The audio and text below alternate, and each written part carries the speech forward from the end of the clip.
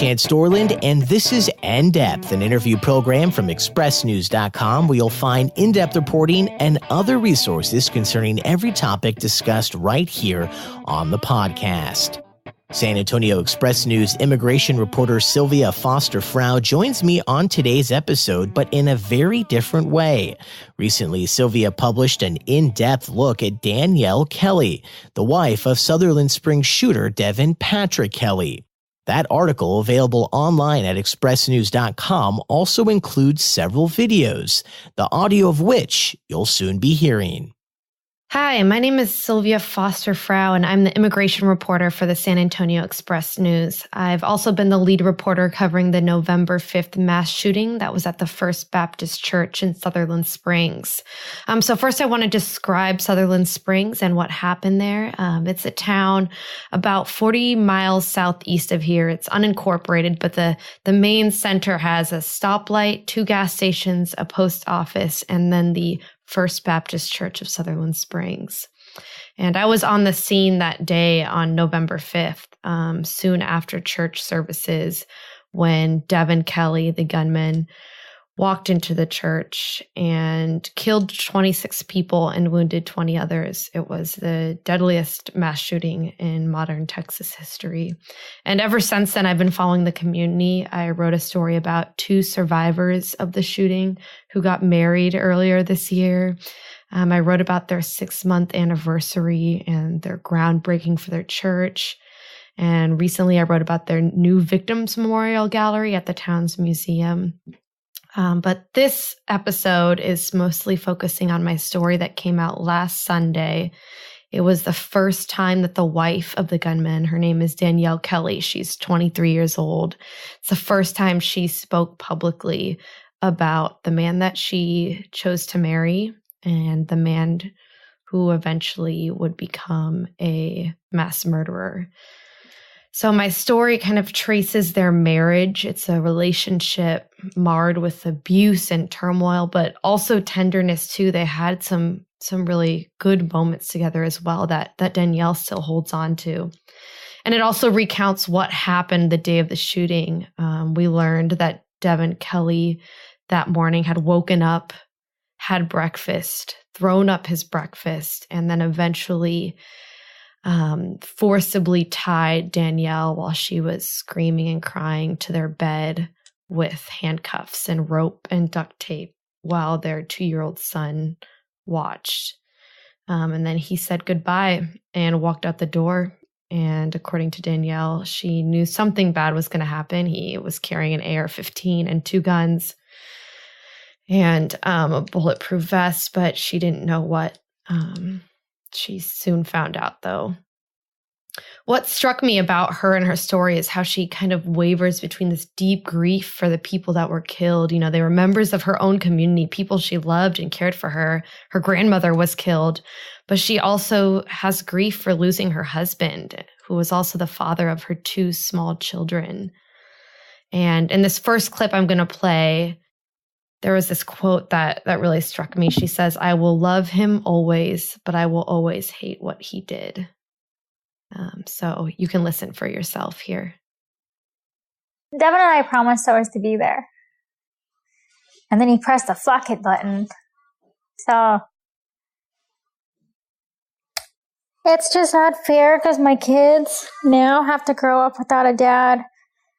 I have to do things by myself being a single parent.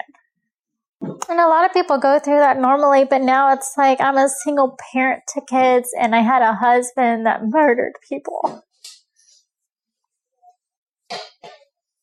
And people won't ever understand. Because it's hard, because I want them to know who their dad was, but then I can't let them know.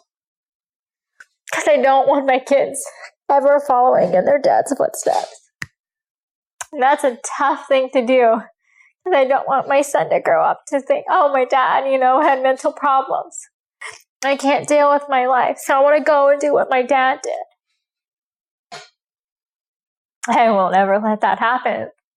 I don't want people to feel like I make excuses for him because I don't. It's hard because I will love him. Always. But I will always hate what he did. And it will never, ever go away. There's two different things you have to go through.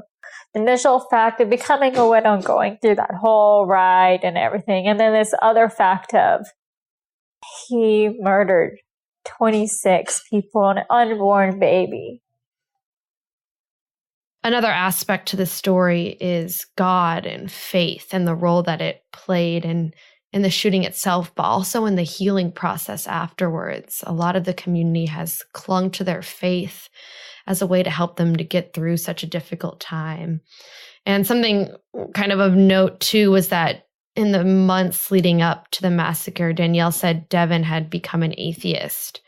And that was really hard for her. She has a strong faith. But then after the tragedy occurred, Danielle said she was angry at God and angry at him for letting something like that happen, and had trouble connecting with God the way she had before. But just recently, as part of her healing process, she started going back to church, to the First Baptist Church of Sutherland Springs, and said that her love of God and her faith has returned. So have a listen here. Oh, I was mad at God. For the longest time I was mad. I didn't know how to deal with it because I was like, I prayed and prayed and prayed to have my husband to be saved. But you took him from me. And you allowed him to go and murder 26 people. I was so mad. I don't understand why. When I pray to you asking to save him from his hurt, from him not believing in you when he grew up believing. And I would pray and be like, I don't understand why he can't be saved. And then the last moment, and afterwards, it's like, you didn't have to take him from me. You didn't have to take 26 people. You didn't have to take anybody. And then there's times where I'd be like, I would give myself so everyone else could be here. I would do anything to have everybody back. So I've gotten away from being mad at God into more trying to just have him give me understanding. Now I'm just I'm getting back onto the path of realizing that I don't want to go down a dark path without God there. So that's where my faith is at right now. A very bumpy road indeed. This final clip we're going to play is about the final moments with Devin Kelley before he took his own life. He was in a car chase with Stephen Williford, the good guy with the gun, who had come out shortly after Devin came out of the church and kind of shot at him, trying to disarm him. And Kelley fled in his car, and Stephen chased behind them. And then there was a car chase, and Kelley's car veered off the road. And he called Danielle and his parents. His parents had untied Danielle in their home, and so he was put on speakerphone. And in those final moments, according to Danielle, he said he was sorry for what he did and said what he did and told him he loved them. And then he said goodbye. So this is Danielle kind of groping, talking about how she had to grope with the realization that her husband had done something horrible, just unimaginable. And also knowing when he was talking to her that that was the last time she would hear his voice and that he was about to die. She said she didn't even find out until later what the death toll was and what exactly he had done. But anyway, here's the final clip of her talking about those final moments. He called us, after everything, and then he said he was shot, and then there's blood everywhere, and then he's trying to make it back home, but And when I asked him how far away, and he said he was 45 minutes away. And he wasn't going to make it back home. So he just kept saying how sorry he was. At that point, we were just trying to comprehend everything because we still were just in shock about everything. And then he just kept saying how he loved us. Yeah, I think that's I don't know what's harder is having a person not tell you goodbye or having them say goodbye. Because the amounts of hurt, because not only are they dying, but the amount of hurt that you have to hear. And then the last I love you. And all the things you want to say, but you can't because they're running out of time. I think that's pretty hard. So, yeah.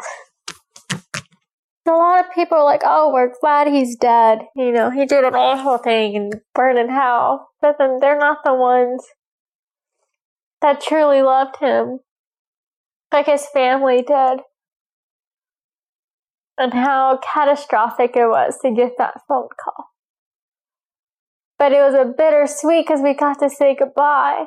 The most painful way ever to say goodbye to a person. The true Devin would have never hurt anybody.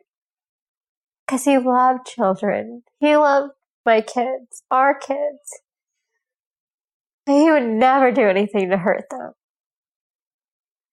And that's all we have to share with you today. I guess I hope this story sparks some kind of conversation about mental health and cycles of abuse and, you know, helps maybe start people thinking about what we can do to prevent these kinds of things from happening again. And I guess stay tuned for more Express News coverage of this community. I went to the Sutherland Springs Church on Sunday, and I'll keep going there, keep documenting this community's healing process through such a difficult time, and hopefully shed more light on what happened then and how people can come together and heal in the face of such a tragedy.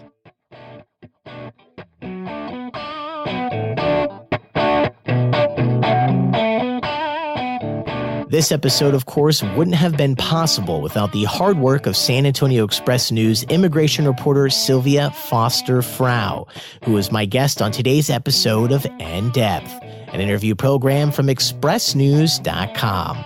For the San Antonio Express News, I'm Chance Dorland.